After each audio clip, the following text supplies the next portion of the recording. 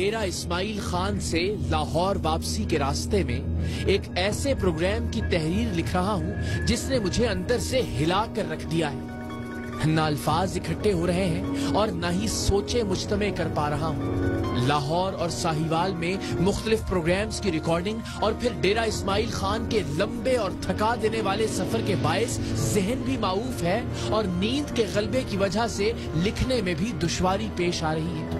چلتی ہوئی گاڑی میں یوں بھی کچھ لکھنا آسان نہیں ہوتا۔ راستوں کی ناہمواری کے باعث قلم ایک جگہ پر مرکوز ہو ہی نہیں پاتا اور آج تو محض قلم نہیں، سوچیں بھی کسی ایک نقطے پر مرکوز نہیں ہو پا رہی، کیونکہ ڈیرہ اسماعیل خان میں جو دیکھا ہے اس نے میرے دیکھنے اور سوچنے کے تمام زاویوں کو بدل کر رکھ دیا ہے۔ سریام کے اب تک کے 6 برسوں میں ایسا شاید پہلی بار ہوا ہے کہ میں نے سامنے والے شخص کے جرائم کے تمام ثبوت ہوتے ہوئے خود کو مجرم محسوس کیا ہے۔ وہ ندامت اور شرمندگی جو سامنے والے کے چہرے پر نظر آنی چاہیے تھی، اسے میں نے اپنے اندر محسوس کیا ہے۔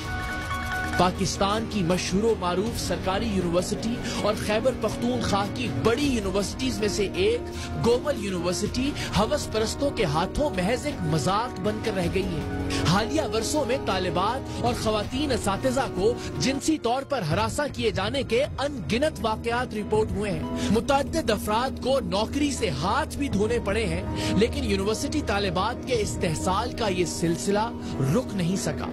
گومل یونیورسٹی کے سٹی کیمپس کے سربراہ، dean of arts, Arabic and Islamic sciences department کے head professor doctor Hafiz Salah الدین بھی کئی برسوں سے طالبات کے جنسی استحصال کے الزامات کی زد میں تھے۔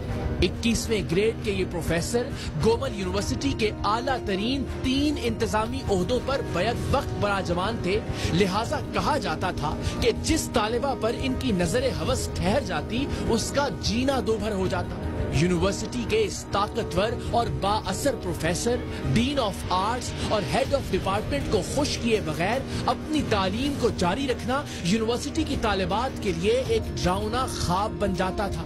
یونیورسٹی طالبات کو جنسی طور پر ہراساں کرنے کے الزامات کی ایک طویل فہرست تھی اور ان الزامات پر ہونے والی انکوائریز کی فہرست بھی اتنی ہی طویل تھی، لیکن ہر انکوائری میں گومل یونیورسٹی سٹی کیمپس کے 21ویں گریڈ کے سربراہ، ڈین آف آرٹس، عربی اور اسلامی سائنسز کے شعبے کے سربراہ پروفیسر ڈاکٹر حافظ صلاح الدین بے قصور ثابت ہو جاتے تھے۔ شکایات بڑھنے لگیں تو گومل یونیورسٹی کے چانسلر گورنر KP شاہ فرمان نے ایک فرمان جاری کیا کہ پروفیسر صاحب کے خلاف طالبات کو مجبور کر کے ان کا جنسی استحصال کرنے کی شکایات اتنے تواتر سے آ رہی ہیں کہ انہیں ہر اس معاملے سے دور رکھا جائے جس میں طالبات یا خواتین اساتذہ کا ان سے واسطہ پڑنے کا امکان ہو، اور یہ بھی کہ انہیں فی الحال کوئی انتظامی عہدہ نہ دیا جائے۔ لیکن گومل یونیورسٹی کے طاقتور مافیا کی ہٹ دھرمی اور قوت کا اندازہ آپ اس بات سے لگائیے کہ اس فیصلے کو خاطر میں لائے بغیر پروفیسر صلاح الدین کو ایک نہیں 3 انتظامی عہدوں پر برقرار رکھا گیا، اور یوں طالبات کی تعلیم، ان کا مستقبل، ان کا کریئر ختم کروانے کی دھمکی دے کر انہیں فیل کروانے، ان کے مقالہ جات کو ردی کی ٹوکری کی نظر کرنے سے ڈرا کر گومل یونیورسٹی کا یہ سینئر ترین پروفیسر اور اعلیٰ ترین عہدیدار مجبور طالبات کے ساتھ جنسی کھلواڑ کرتا رہا۔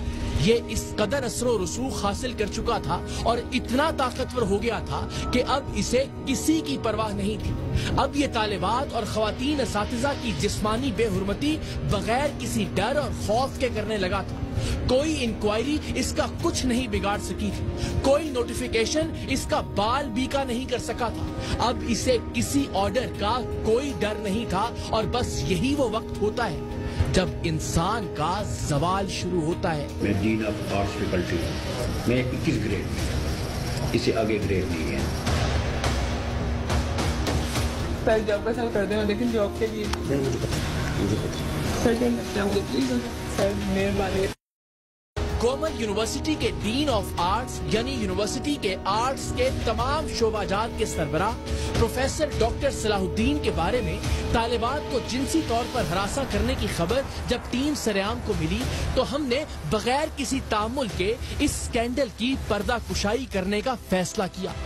پاکستان کی ایک بڑی یونیورسٹی میں 21ویں گریڈ کا پروفیسر جو وائس چانسلر کے بعد دوسرے اہم ترین عہدے پر فائز ہے، جو یونیورسٹی کے ایک پورے کیمپس کا سربراہ ہے، جو اسلامک سائنسز جیسے مقدس ڈپارٹمنٹ کا ہیڈ ہے، اگر وہ واقعی طالبات کو جنسی طور پر ہراساں کرنے میں ملوث ہے تو یہ ایک بڑی خبر ہو سکتی تھی۔ سو ہم نے پوری جان لگا کر ان الزامات کی حقیقت تک پہنچنے کی ٹھانی، لیکن جب پروفیسر صلاح الدین کی تصاویر ہم تک پہنچی تو ہم ٹھٹکے۔ ایک جانب تو تاریخی اور عظیم گومل یونیورسٹی کے اعلیٰ ترین عہدے اور مناصب، اور اس کے ساتھ ایسا حلیہ کہ کوئی بھی محض انہیں دیکھ کر ان کی شرافت اور پاک بازی کی قسم کھا لے، لہجہ ایسا کہ کوئی بھی بغیر تحقیق اور ثبوت ان کی بات پر یقین کر لے، عمر کا وہ حصہ کہ الزام لگانے والا خود شرمسار ہو جائے اور دیکھنے والا بے ساختہ کہے کہ شرم کرو، تمہارے باپ کی عمر کے ہیں۔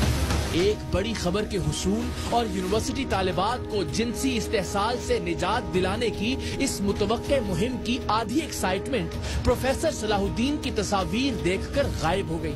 دل کے کسی کونے میں یہ یقین جاگزیں ہو گیا کہ اس معاملے میں سے نکلنا کچھ نہیں۔ بیچارے پروفیسر گومل یونیورسٹی کی اندرونی سیاست کا شکار بنے ہوئے ہیں، اسی لیے ان پر یہ بےہودہ الزامات عائد کیے جا رہے ہیں، ورنہ کہاں پروفیسر ڈاکٹر حافظ صلاح الدین کا عہدہ، ان کا رتبہ اور ان کا حلیہ، اور کہاں طالبات کو جنسی طور پر ہراساں کرنے کے گھٹیا ترین الزامات۔ بادل نخواستہ ہم نے Gomal university Dera Ismail Khan city campus کے سربراہ کے پاس اپنی ایک نمائندہ کو بھیجا، اس یقین کے ساتھ کہ ہم اپنے وقت اور وسائل کا ضیاع کر رہے ہیں۔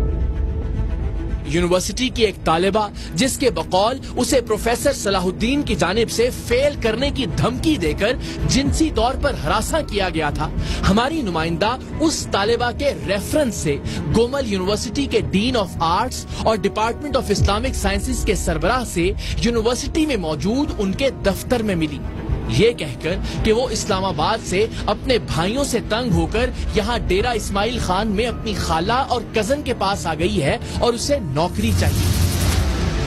یاد رہے کہ پروفیسر صاحب کے جنسی استحصال کا نشانہ بننے والی لڑکی انہیں اپنی فرضی کزن کے آنے کا میسج پہلے ہی کر چکی تھی، سو پروفیسر صاحب اس پر کسی طرح کا کوئی شک نہیں کر رہے تھے۔ اپنی نمائندہ کو پروفیسر صلاح الدین کے پاس بھیجنے سے پہلے ہم نے بھرپور کوشش کی کہ ان صاحب کے جنسی عتاب کا نشانہ بننے کے الزامات لگانے والی یونیورسٹی ہی کی کوئی طالبہ رضاکارانہ طور پر پروفیسر صاحب کی خفیہ ریکارڈنگ کرے، کیونکہ الزامات طالبات سے متعلق تھے۔ لیکن حال ہی میں یونیورسٹی کے ایک اور عہدیدار کے خلاف جنسی طور پر ہراساں کیے جانے کی شکایت کرنے والی ایک طالبہ کو اس کے اپنے ہی شوہر نے قتل کر دیا تھا، سو کوئی بھی متاثرہ لڑکی اس معاملے میں سامنے آنے یا ٹیم سرعام کے لیے خفیہ ریکارڈنگ کرنے کا خطرہ مول لینے کو تیار نہیں تھی۔ ہمیں مجبوراً نوکری کے بہانے اپنی نمائندہ کو بھیجنا پڑا۔ مقصد تو یہی جاننا تھا کہ گومل یونیورسٹی کا دیندار، باوضع اور شریف النفس دکھنے والا یہ شخص واقعی ایسا ہے یا پھر پاک بازی کے اس نقاب کے پیچھے کوئی شیطان چھپا بیٹھا ہے جیسا کہ ان پر الزام لگایا جاتا تھا۔ پہلی بار اس شخص سے ملنے والی ہماری نمائندہ سے اس نے کیا کیا کہا اور نوکری دینے کے بہانے اس نے کیا کچھ کرنے کی کوشش کی، اس کی خفیہ ریکارڈنگ جب ہم تک پہنچی تو ہمیں پتا چلا کہ اس شخص میں کوئی شیطان نہیں چھپا تھا، کیونکہ شیطان بھی اس حد تک گرنے کا تصور نہیں کر سکتا ہوگا۔ شیطان کے وہم و گمان میں بھی نہیں ہوگا کہ دینداری اور پاک بازی کا ایک ایسا حلیہ بنا کر معصوم طالبات اور مجبوری میں اپنے پاس آنے والی لڑکیوں پر بھوکے درندوں کی طرح جھپٹا بھی جا سکتا ہے۔ وہ شخص جس کے خلاف رسمی تحقیقات کرنے کے باوجود ہمیں اس کی بے گناہی کا یقین تھا، جب اس کے کرتوت ہمارے سامنے آئے تو ہمارا اس پر ہی نہیں انسانیت پر بھی یقین ریزہ ریزہ ہو گیا۔ سر کیسے سر؟ ٹھیک ہے؟ ہاں جی سر، آپ میں اسلام آباد رہتی ہوں۔ اسلام آباد فیملی ہے نا میری، بس مطلب کہ گھر میں تھوڑی آتی تھی کیونکہ بابا بھی مطلب کہ بابا ہونے کے بعد پھر گھر کے ساتھ کچھ ایسے ہو گئے، بھائی بھی نہیں کرتے۔ ایک بات کروں، مجھ میں 3 نقص ہیں۔ ایک ہے جھوٹ نہیں بولنا، دوسرا جو نقص ہے مجھ میں دھوکہ نہیں دیتا، تیسرا نقص میں سیکریسی مینٹین رکھتا ہوں۔ میں مر جاؤں گا لیکن یہ کسی کو پتہ نہیں چلے گا کہ میری ایک فرینڈ ہے اور ابھی اس کی شادی ہو گئی ہے، پھر بھی میری ہے اس سے. اور پھر میں نے اس کی کیا کیا ہے، میں نے اس کو ایک ایم اے کرایا، دوسرا ایم اے کرایا، ایم فل کروایا، پھر اس کی جاب لگوائی. لیکن آپ تھوڑی سی ہیلپ کر دیں کہ یہ میری جاب کا بول دینا ایک دفعہ. ایک میں ڈائریکٹر انگلش ڈپارٹمنٹ، تیسری بات میں ڈین آف آرٹس فیکلٹی، چوتھی بات میں 21 گریڈ میں ہوں، اس سے آگے گریڈ نہیں ہے. دوستی میں بہت آگے چلا جاتا.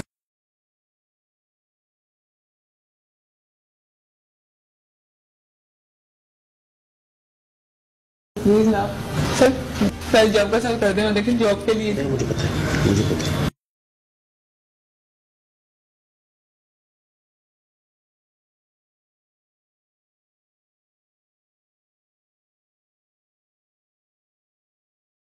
کومل یونیورسٹی کے ڈین آف آرٹس، سٹی کیمپس کے سربراہ اور اسلامک سائنسز ڈپارٹمنٹ کے ہیڈ پروفیسر ڈاکٹر صلاح الدین پر اب تک لگنے والے تمام الزامات سچ ثابت ہو گئے تھے.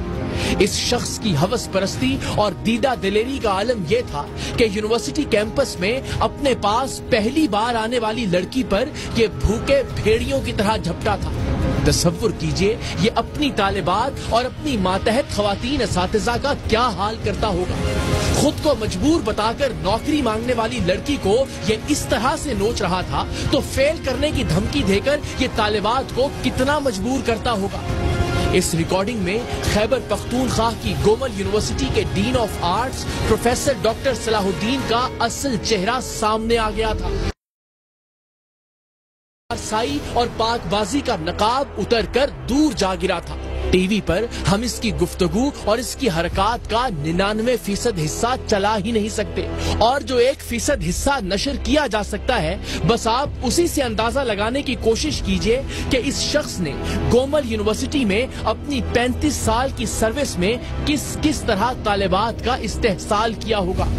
جو شخص اتنے اہم مناصب پر فائز ہو کر اور عمر کے اس حصے میں ہرس اور ہوس کی اس منزل پر تھا، سوچئے اس سے پہلے یہ کیا کچھ نہیں کرتا ہوگا.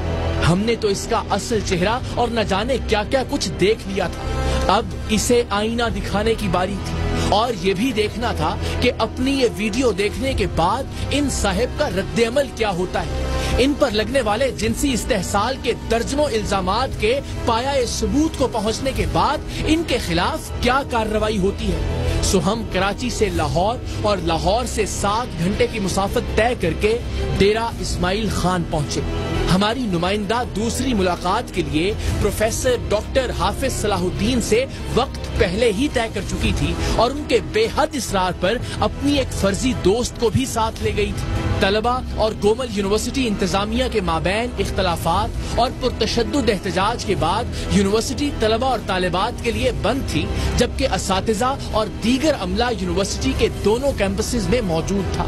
اپنے دفتر میں تمام عملے کے ارد گرد موجود ہونے کے باوجود پروفیسر صاحب نے ایک بار پھر دیدہ دلیری سے دونوں لڑکیوں سے چھیڑ چھاڑ شروع کر دی. یہ شخص اتنا بے خوف تھا کہ اس نے کھڑکیوں کے سامنے پردہ ڈالنے یا دروازہ لاک تک کرنے کی زحمت نہیں کی. اسے یقین تھا کہ کوئی اس کا کچھ نہیں بگاڑ سکتا. آپ کی جانب کے بعد ایک اور ہوتا بھی ہے، لیکن اچھا انسان وہ ہے جو اچھا کر رہا ہے. میں نے آپ کو ایک ڈیمانڈ کی. کیا؟ یہ میری کنسرن.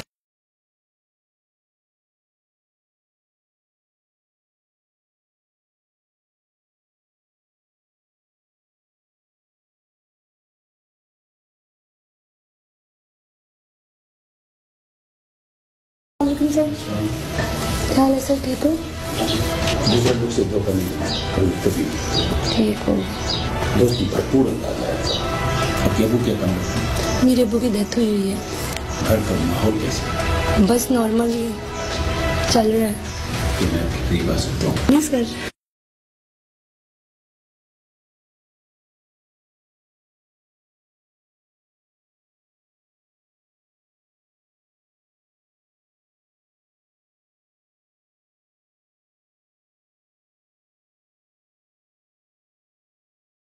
اس سے پہلے کہ پروفیسر صلاح الدین کی دست درازی حد سے آگے بڑھتی، ہم گومل یونیورسٹی کے سٹی کیمپس میں داخل ہوئے۔ مرکزی دروازے پر سیکیورٹی عملے نے کچھ ہیل و حجت کی، لیکن ہم کسی نہ کسی طرح یونیورسٹی کے ڈین آف آرٹس، کیمپس کے سربراہ اور اسلامک سائنسز ڈپارٹمنٹ کے ہیڈ پروفیسر ڈاکٹر صلاح الدین کے دفتر تک پہنچنے میں کامیاب ہو گئے۔ یوں سمجھیے کہ کٹہرے میں پروفیسر نہیں، میں کھڑا تھا۔ کیا کروں، کس لہجے میں بات کروں، کیا سوال کروں، کیسے شرم دلاؤں؟ ایک طرف ان کا حلیہ تھا، استاد کا رتبہ تھا، اور دوسری جانب ان کے اعمال تھے اور ان اعمال کے ثبوت۔ پروفیسر صلاح الدین کے دفتر میں داخل ہونے کے بعد جو کچھ ہوا، جو کچھ کہا گیا، میں وہ سب بعینہ ہی آپ کے سامنے رکھ رہا ہوں، بغیر کسی وائس اوور کے، کیونکہ میں نے وہاں جو کچھ کہا وہ دل سے کہا، اور جو نہیں کہہ سکا وہ بے دلی کی وجہ سے نہیں۔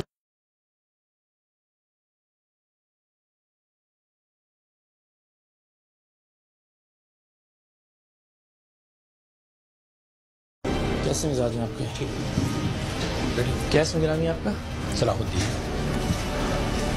ہیڈ ہیں آپ Arabic Islamic studies and research کے؟ یس ڈین آف آرٹس بھی ہیں؟ جی۔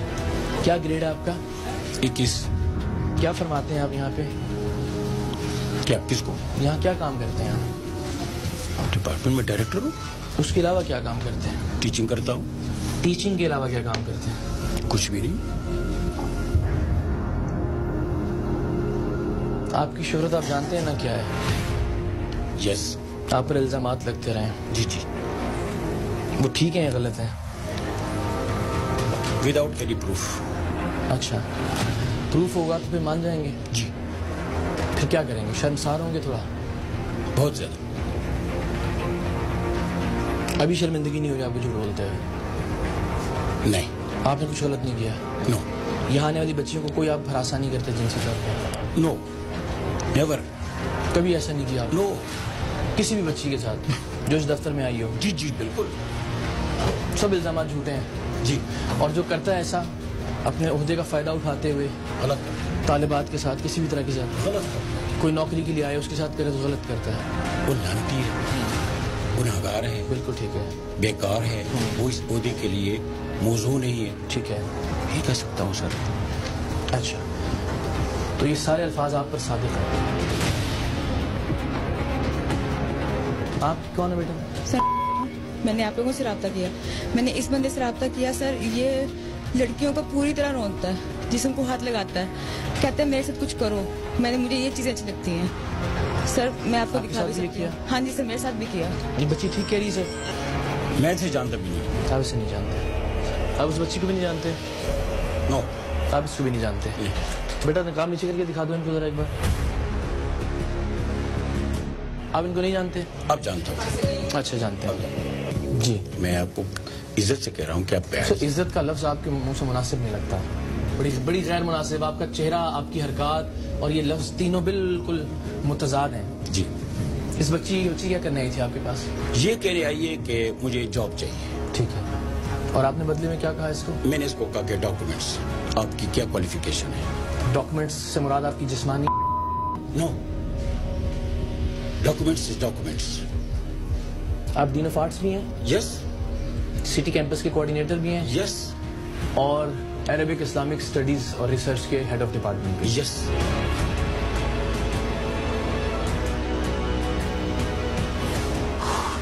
اچھا، میری توقع پتہ کیا تھی؟ جی سر۔ کہ جب میں آؤں گا نا تو کم سے کم آپ سچ بولیں گے تو میں ابھی سچ بول رہا ہوں کہ آپ نے اسے کوئی اور پیشکش نہیں کی؟ نو، یہ ایک ہفتہ پہلے آئی تھی جی کہ مجھے جاب چاہیے، میرا باپ مر گیا ہے،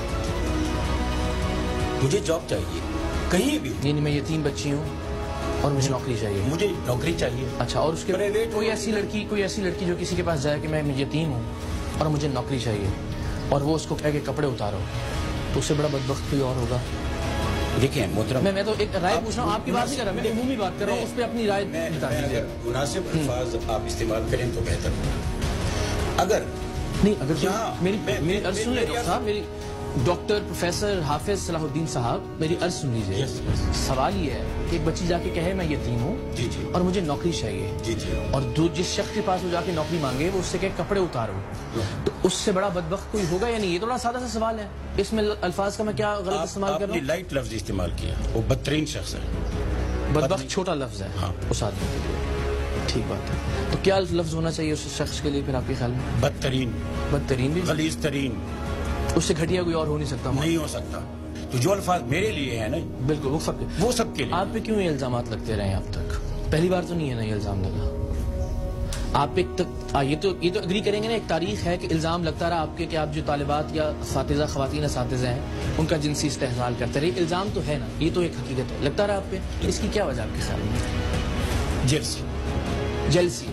چلو لوگ آپ سے حسد کرتے ہیں. جی ضرور کرتے. اور آپ میں, ہم سب گناہ گار ہیں, لیکن آپ سمجھتے ہیں کہ کم سے کم یہ گناہ, یہ آپ کا جرم نہیں ہے, یہ اس میں آپ ملوث نہیں ہیں. محترم جی, اگر آج تک کوئی بھی anyone ABCZ پوری یونیورسٹی میں تھرو آؤٹ مائی کیریئر جی, اگر کوئی یہ ثبوت لا کر دے, جی, الزام لگانا اور بات, بالکل ٹھیک بات, اور ثابت کرنا اور بات, اور ثابت ہو جائے تو پھر کیا کریں گے؟ جو سزا آپ اپنی سزا خود تجویز کریں. اگر آپ کہتے ہیں کہ ثابت ہو جائے, جو بھی الزامات آپ پر لگتے رہے, وہ الزام اگر ثابت ہو جائے تو پھر آپ کی کیا سزا ہونی چاہیے؟ کیا ہونی چاہیے؟ ڈپارٹمنٹل انکوائری ہونی چاہیے. سمپل, وہی تو انکوائری تو ہوتی رہتی ہیں اس میں. ڈپارٹمنٹل انکوائریاں, کمیٹیاں, رپورٹس, یہ تو سر, یہ تو کیا ہونا چاہیے؟ آپ بتائیں کیا سزا تجویز کرتے ہیں؟ مجھے اس عہدے سے ہٹ جانا چاہیے. صرف بڑی چھوٹی سی سزا. آپ یقین کریں مجھے پہلی بار شرمندگی ہو رہی ہے آپ کے حلیے اور آپ کی وضاحت کو دیکھتے ہوئے کہ میں آپ سے کیا بات کرنے جا رہا ہوں اور میں آپ کو کیا دکھانے جا رہا ہوں, اور میں کس موضوع پہ آپ سے بات کر رہا ہوں. میں عرض کروں آپ سے, مجھے شرمساری ہو رہی ہے, آپ کو وہ کام کرتے ہوئے شرمندگی نہیں ہوتی تھی. مجھے حیرت ہے, دکھائیے ذرا. میں ایک میچ اور کرنا چاہوں گا. ہاں جی, آپ کی جانے کے بعد ایک اور عہدہ بھی ہے, لیکن اچھا انسان وہ ہے جو اچھا تعلق. میں نے آپ کو ایک ڈیمانڈ کی. کیا؟ یہ میری کم سے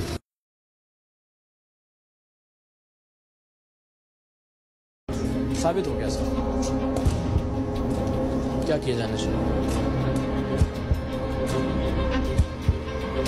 جھٹلا دیں, کہیں میں نہیں ہوں, غلط ریکارڈنگ ہے, ایڈٹ کی گئی ہے, جو ہم سنتے ہیں آج تک سنا دیجیے. ایسی بات نہیں کرنی چاہیے. کیا کیا جانا چاہیے؟ کس پہ اعتبار کریں؟ بتائیے. ابھی بھی آپ پہ اعتبار کریں. الزامات لگنے کے باوجود آپ اتنے غیر محتاط ہیں, اس سے پہلے کیسا گول کھلاتے ہیں؟ آپ نے تسلیم کیا اس میں بہت ساری چیزیں تو خود مانی ہے آپ کو, کہ وہ بچی تھی ایک جس کے گھر آپ ٹیوشن پڑھانے جاتے تھے, پھر اس کی بہن نام نہیں میں لینا چاہتا, آپ نے بتایا آپ نے اس کو یہاں لگوایا بھی, سب تسلیم کیا آپ نے اس میں.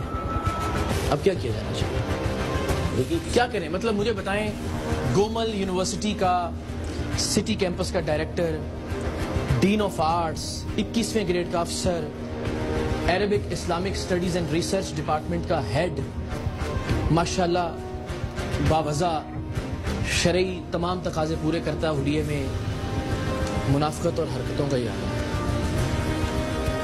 وہ بچیاں جو لوگ اعتبار کر کے اعتماد کر کے بھجواتے ہیں, وہ خواتین اساتذہ جو بڑی مشکل سے گھر سے نکلتی ہیں اس ماحول کے اندر, بڑی ہمت کر کے باہر نکلتی ہیں, وہ بچی جو نوکری کے لیے آپ کے پاس آئی ہے, یہ کرتے ہیں.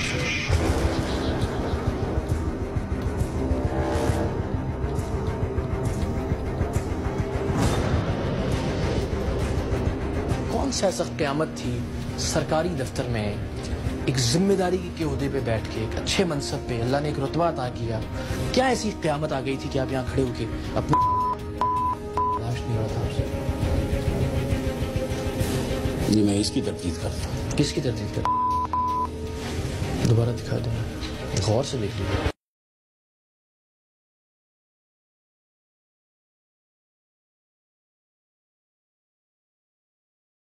میں بڑے ادب سے سوال کر رہا ہوں کہ گھر میں آپ کے بیٹیاں بہنیں سب ہیں؟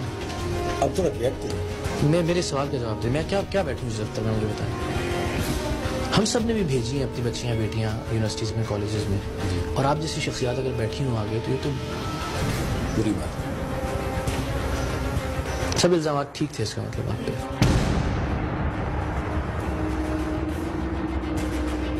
بچے ہیں آپ کے, کیسا محسوس کریں گے وہ جب اس کو ٹیلی ویژن پہ دیکھیں گے تو؟ یہ کون سی ڈیوٹی تھی جو آپ کر رہے تھے؟ یہ ڈیوٹی نہیں ہے, یہ ہوس ہے, انسانی ہوس تو ممکن ہے. شیطان آ گیا تھا. ایگری کر سکتا ہوں. آپ سے بڑا شیطان کون ہے جو آپ پہ آ گیا ہوگا؟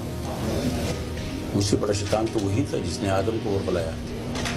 سب اس پہ ڈال دیں, ہمارا کوئی قصور نہیں, ہر چیز شیطان پہ ڈال کے بری ذمہ ہو جائیں آپ. میں حلفاً کہہ رہا ہوں اس وقت کہ مجھے آپ کے چہرے پہ کوئی شرمساری محسوس نہیں. بچیوں کے نمبر بڑھانے کے لیے, ان کو پاس کرنے کے لیے, خواتین اساتذہ کو فیورز دینے کے لیے کیا کیا کچھ نہیں کرتے ہوں گے آپ یہاں پہ؟ ایسی کوئی چیز میرے پاس نہیں. یہ کیا ہی نا, یا میں خود کا, اس سے برا تو کچھ بھی نہیں ہو سکتا نا کہ یہ 3 بچی آ کے کہہ رہی ہے میرا باپ فوت ہو گیا, مجھے نوکری چاہیے, اس کی ضرورت میں یہاں آئی ہوں. I am not a permanent authority. Perfect. آپ منع کرتے, سر پہ ہاتھ رکھ کے کہتے بیٹا میرا کام نہیں ہے یہ, چلے جاؤ, میری بیٹی کی عمر کی ہو تو. اگر کوئی آئی بھی ہے میں آپ کو بتاؤں تو آپ یہاں کھیلنا شروع کر دیں گے اس کے ساتھ. ایک عام بچی, یتیم بچی آئی تھی نا آپ کے پاس. گورنر صاحب نے آپ کو کسی بھی ایڈمنسٹریٹو پوسٹ پہ رہنے سے منع کیا ہوا ہے؟ جی ہاں. تو پھر آپ کیسے ہیں اس پوسٹ پہ؟ آپ کوآرڈینیٹر بھی ہیں, یہ بھی میرے خیال ایڈمنسٹریشن کی پوسٹ ہے, بطور سربراہ ہیڈ آف ڈپارٹمنٹ بھی یہ بھی ایک ایڈمنسٹریٹو پوسٹ ہے, تو پھر کیوں ہے آپ پہ اتنی مہربانی؟ میں سوچ یہ رہا ہوں 61 سال کی عمر تک آپ یہ کر رہے ہیں, آپ کے کریئر میں آپ نے کیسا کیسا بچیوں کے ساتھ ظلم کیا ہوگا. میں تو اب صرف یہ تصور کر رہا ہوں سر جی کہ سینئر آپ نے فیکلٹی ممبر کہا تو میرے ذہن میں آ گیا کہ لیکچرر سے لے کے پروفیسر اور پھر آگے آگے آگے آگے وہ بچیاں جن کو نمبر چاہیے ہوتے ہوں گے, وہ بچیاں جنہوں نے پاس ہونا ہوتا ہوگا, وہ اساتذہ خواتین جن کو ظاہر ہے موقع, ان کے ساتھ کیا کیا کچھ کیا ہوگا آپ نے اپنے 35 سال کے کریئر. ڈاکٹر صاحب بالکل علمی گفتگو پہ آ جائیں کہ ہم کیوں ایسا روپ دھار لیتے ہیں کہ لوگ ہمیں بہت پارسا سمجھیں اور بہت نیکوکار سمجھیں. اور مجھے باخدا اس پہ کوئی اعتراض نہیں ہے کہ ذاتی زندگی میں کوئی جہاں منہ کالا کرے, ہم بار بار یہ بات کہتے ہیں, اس سے کوئی فرق نہیں پڑتا. لیکن آپ کے منصب کا, آپ نے کہیں اپنے ذاتی زندگی میں کچھ بھی کیا ہوتا, خدا کی قسم میں اللہ کو گواہ بنا کے کہہ رہا ہوں کبھی اس پہ پروگرام نہیں کرتا, نہ ہی میرا یہ حق تھا کہ میں اس پہ پروگرام کرتا. لیکن جب آپ ایک سیٹ پر موجود ہیں, جب آپ ایک ذمہ داری پر موجود ہیں, جہاں آپ استحصالی پوزیشن میں آ گئے ہیں کہ آپ کسی کا استحصال کر سکتے ہوں, کسی بھی لالچ کے زمرے میں ہیں, کسی خوف کے ڈر سے, ایک بچی اگر اس کو فیل ہونے کا ڈر ہے, ایک عورت ہے جس کو نوکری ملنے کا لالچ ہے, تو پھر یہ زیادتی ہے, پھر یہ ہراسانی ہے جنسی طور. آپ سے گفتگو کی جاتی کسی سیمینار پہ خواتین کے حقوق پہ, آپ سے گفتگو کی جاتی کہ جو لوگ اپنی پوزیشن کا ناجائز فائدہ اٹھاتے ہیں خواتین کو استعمال کرنے کے لیے, تو آپ بڑی بہترین تقریر فرماتے ہیں, مجھے یقین ہے. ذاتی زندگی میں ہم سب سمیت سب لوگ بہت گناہ گار ہیں, لیکن کسی دوسرے کو مجبور کر کے, اس کی مجبوری کا فائدہ اٹھا کے اس کی اجازت تو نہیں دی جا سکتی, نہ دی جانی چاہیے. کہ جب خدا نے ایک عزت, ایک مرتبہ اور ایک رتبہ دے دیا, اس کا استعمال تو پھر تو بڑی زیادتی ہے. کہ کیا ہے یہ, اس کی فطرت تو کیا ہے, دین نہیں روک سکتا ہمیں شریعت نہیں روک سکتی, ہمارا حلیہ نہیں روک سکتا, پھر ہم شیطان پہ ڈال دیتے ہیں سب. اس سے بڑا شیطان, ہم سے بڑا شیطان, اس سچویشن سے بڑا شیطان ہوگا کوئی؟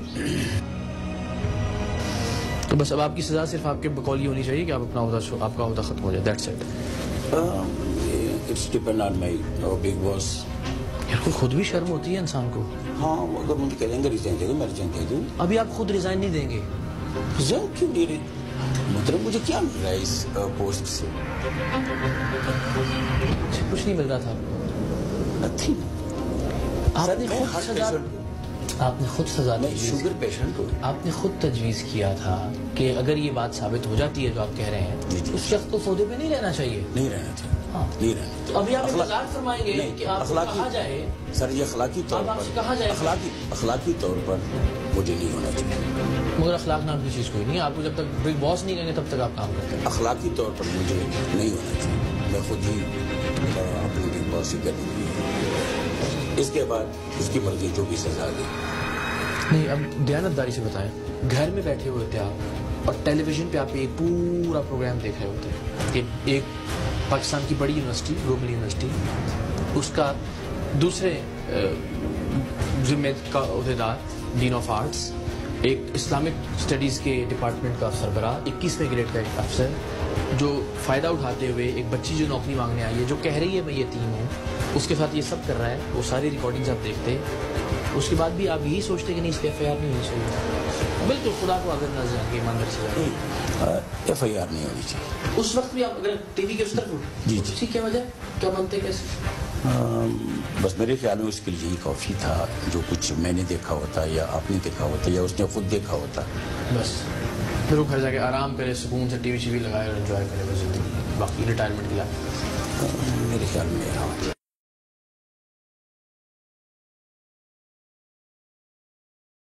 سمجھ نہیں آ رہا تھا کہ اب کیا کیا جائے. پروفیسر صلاح الدین نے خود ہی ہماری مشکل آسان کر دی یہ کہہ کر کہ وائس چانسلر صاحب کے پاس چلتے ہیں. سو ہم انہیں لے کر vice chancellor doctor Muhammad Sarwar صاحب کے دفتر پہنچے, جہاں ہماری کارروائی کی خبر ہم سے پہلے ہی پہنچ چکی تھی.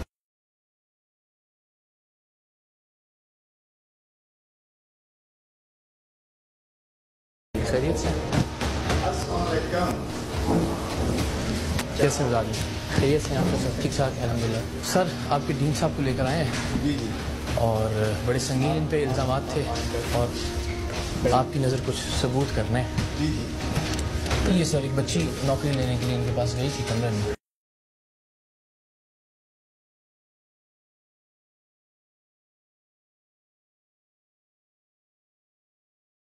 اس پہ تو زیرو ٹالرنس ہے, تو اب تو اسٹیبلشڈ ہے. جی صلاح الدین, یہ سب کچھ ہوا. یس. کیا آپ کا میں نے ان سے کہا جو موقع کیا علاج جو ہے آپ کا؟ ویسے میں آپ کو یہ اقرار کے سامنے یہ کہتا ہوں, آپ کا حق یہ ہے کہ آج ہی ریزائن کر کے یہاں سے چلے گا. میں ابھی ریزائن آپ کا ایکسپٹ کرتا ہوں اور آپ اپنے گھر تشریف لے گئے.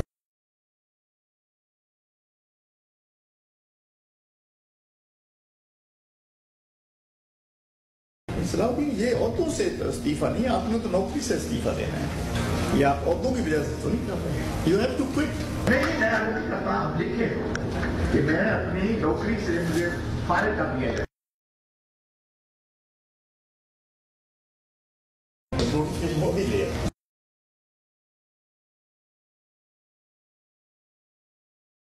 کومل یونیورسٹی کے وائس چانسلر نے ٹیم سریام کے ویڈیو ثبوت دیکھتے ہی یونیورسٹی کے ڈین آف آرٹس پروفیسر صلاح الدین کو اپنی 21ویں گریڈ کی نوکری سے استعفیٰ دینے کا کہا, اور ظاہر ہے پروفیسر صلاح الدین کے پاس اپنا استعفیٰ لکھ کر دینے کے سوا کوئی چارہ نہیں تھا. یہ ان کے اعمال کی کم سے کم سزا تھی. پروفیسر صلاح الدین نہ جانے کتنے برسوں تک مجبور طالبات کا استحصال کرتے رہے. اس شخص کی وجہ سے نہ جانے کتنی لڑکیوں کی زندگی اجیرن ہوئی تھی. استاد جیسے باوقار پیشے پر یہ شخص ایک ایسا دھبا تھا جس نے اس پیشہ پیغمبری کو داغدار کرنے کی کوشش کی تھی. Vice chancellor doctor Muhammad Sarwar نے ٹیم سریام کو رخصت کیا تو ڈیرہ اسماعیل خان کے مرکزی چوراہے پر کومل یونیورسٹی کے طلباء احتجاج کرتے دکھائی دیے. ٹریفک رکا ہوا تھا, سو ہم گاڑی سے اتر کر ان سے ملے. یونیورسٹی سے جنسی ہراسگی کا خاتمہ ان کے مطالبات میں سر فہرست تھا. پروفیسر صلاح الدین کے خلاف ٹیم سریام کی کارروائی کی خبر بھی ان تک پہنچ چکی تھی. حسن بھائی, آپ کی بہت مہربانی کہ آپ نے ہمیں ٹائم دیا. یہ سیکشل ہراسمنٹ تقریباً 12, 13, 14 جو آفیسر ہیں اس پہ سیکشل ہراسمنٹ کے کیسز بنے ہوئے ہیں, لیکن اس کے خلاف کوئی ایکشن لینے والا نہیں ہے. جو فیمیل ہے اس کے ساتھ جو ابھی کوارڈینیٹر صلاح الدین صاحب جو آپ کے تھرو پکڑا گیا ہے, تو اس کے مطلب ریکارڈ میں کافی کیسز آئے ہوئے ہیں جو فیمیل کو حراست میں لیا جاتا ہے اور طرح طرح کے مطالبات کیا جاتا ہے اس کو. اس سے پہلے کوئی ایکشن نہیں ہوا ان کے خلاف؟ اس سے پہلے کوئی ایکشن نہیں ہوا. ہم نے تو اپنے طور پہ وہ کیا ہے اور ان کو فی الحال ان کی نوکری سے نکال دیا گیا. یہ خبر ابھی تک یہ پہلا جو اسٹیپ ہے اس کے خلاف اقرار الحسن کا ہم تھینک یو شکریہ ادا کرتے ہیں. ان طلباء کی آواز لوگوں تک پہنچانے کے وعدے کے ساتھ ہم نے ان سے یہ درخواست بھی کی کہ وہ لوگوں کے لیے مشکلات پیدا نہ کریں اور ٹریفک کو رواں رہنے دیں. ڈیرہ اسماعیل خان سے نکلتے ہی گورنر کے پی کے شاہ فرمان کا فون آ گیا.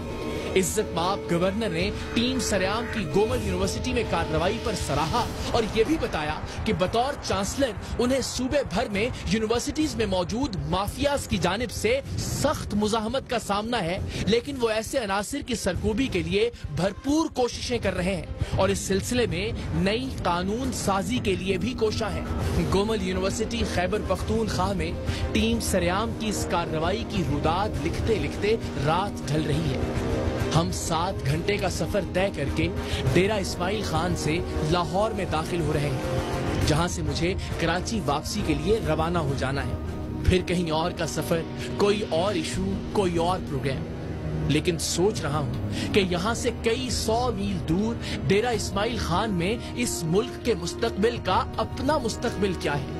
किताबें कलम छोड़कर सड़कों पर नारे लगाते तलबा और जिनसी भेड़ियों के डर से अपने घरों में दुबक कर बैठ जाने वाली तालिबात, और इस मुल्क के हाल का अपना हाल क्या है। पारसाई के पर्दे में छुपी हुई बेहयाई और दीनदारी के नकाब के पीछे छुपी हुई मुनाफिकत। इस हाल और ऐसे मुस्तकबिल के होते हुए अगर कोई ये सोचता है कि बहसियत कौम हमारी समत दुरुस्त है, तो वो प्रोफेसर सलाहुद्दीन जैसा मुनाफिक है।